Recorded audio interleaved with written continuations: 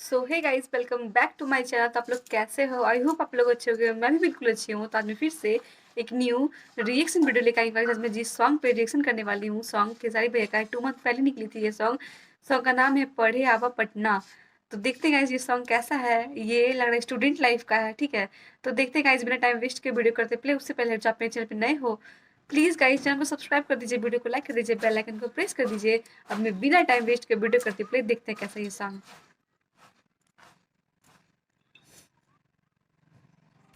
हाँ, बोला सोना। अरे का करत तारू? पढ़ा तानी। अरे गांव के पढ़ाई हाँ को हो। आज अब पटाली पुत्रा व्यास ई कौन हिंदी बोलता रहो? ओके, आई I will will try try सोना। ओके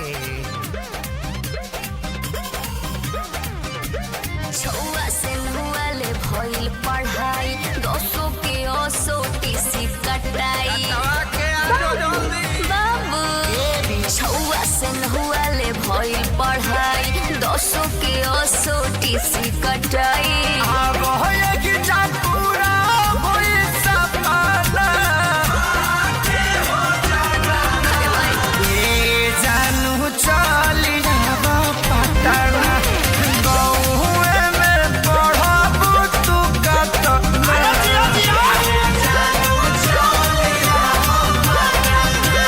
गौए में पढ़ाबू तू कतना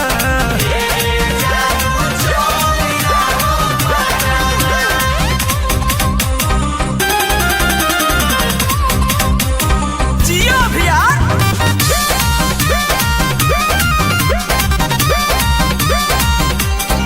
कुछ त्याग करे पड़ी आगे बढ़े सुगी सभेरू लेके जा पढ़े पढ़ी के पढ़ी जा सुगी सारा विषय पे पढ़ाई कर ले। घर जैसन शहर में मिली नहीं प्यार, दूध रोटी मिसी मम्मी खियावेले हमार।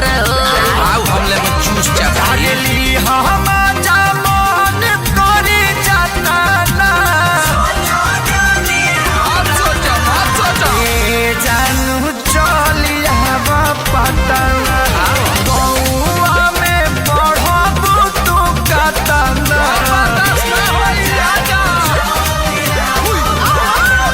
अरे गौआ में पढ़बू तू कतना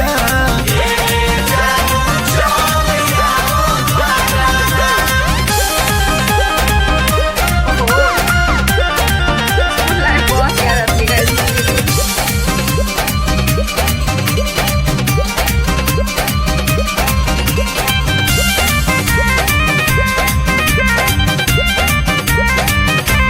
हे संजइया के बात के ना शोषण कर अपन जिला के नाम जानू रोशन कर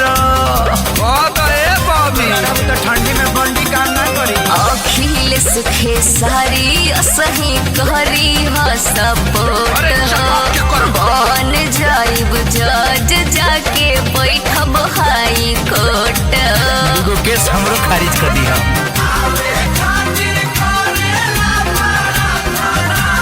मनुआ मुड़ी झटा ए जानू चलिया पटना अरे गौआ में पढ़बू तू कतना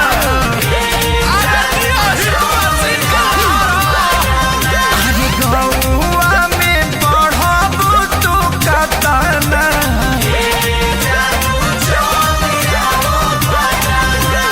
कहाँ रहेला सोना? बोरिंग रोड चौराहा पर। सो गाइज ये सॉन्ग हो चुकी है खत्म। आपको कैसी लगी ये सॉन्ग?